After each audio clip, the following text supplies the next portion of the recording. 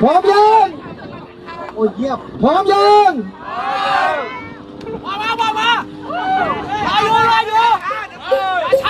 สวัสดีจ้าทุกท่านย่ำเท้าจ้ารู้ไหมออกกำลังกายมันดียังไงมันจะช่วยเบิกทวารทั้ง7เบาหวานจะลดพดผื่นจะหายไปกรวยไตจะกลับมาใสสะเอาหน่อยกลับมาหน้าจะเด้งสมองจะเล่นปรี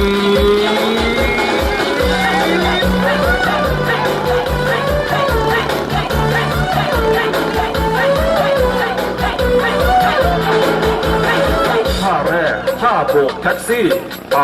ยื่นแขนออกมากันเร็วต่อจากนั้นก็สะบัดแขนโบก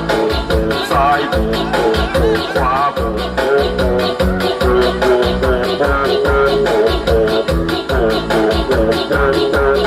ยกมือขึ้นมาลาบิดลาบิดซ้ายบิดขวาบิด